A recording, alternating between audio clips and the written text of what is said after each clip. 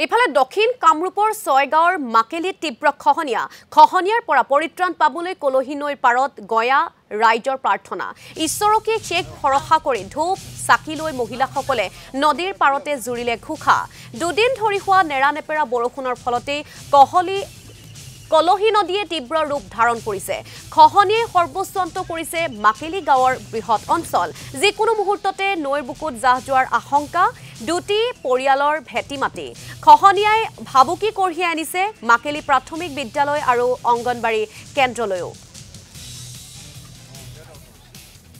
কি কৰিম এতিয়া চাওকচোন, আপোনালোকে নিজে দেখিছে এই নদীখনে আমাৰ এই মানুহঘৰক যিমান হাৰাশাস্তি কৰিছে, মানে বহুত ভয় লগা কথা হৈছে।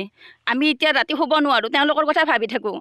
আৰু চাওকচোন ওপৰৰ পৰা ছাৰহঁতে বা হেমন্ত মামাৰ কথা নকওঁ, এই বিধায়ক যদি আহি আমাক এইখিনি সহায় কৰিলা হয়, যদি দেখুৱালা হয় বা চালা হয় বা তেওঁলোকে বুজ ল'লা হয়, তেনেহ'লে আমি নথি আনন্দিত হ'লোঁ হয়। আমিনো কি কৰিম, আমি নগণ্য মানুহ, সৰু সৰু ল'ৰা ছোৱালী আছে আৰু সৰু পৰিয়াল এটা কিবাকৈ এনে চলি আছিল আৰু।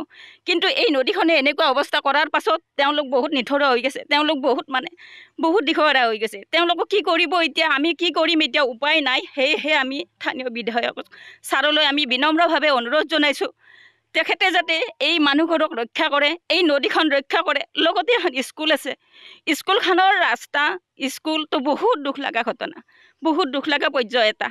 কিন্তু হ'লে কি হ'ব, আমাৰ ফালে কোনো গুৰুত্ব নিদিয়ে। কিন্তু ইয়াতে ইলেকশ্যনৰ সময় ইলেকশ্যনো হয় আৰু বিহু আৰু বিভিন্ন ধৰণৰ কাৰ্যও চলে।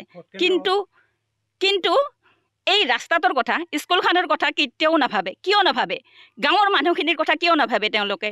গাঁৱৰ মানুহখিনিৰ হয়তো তেওঁলোক আগবাঢ়ি যায়, গাঁৱৰ মানুহখিনিহে তেওঁলোকক আমি আগবঢ়াই দিওঁ, কিন্তু তেওঁলোকে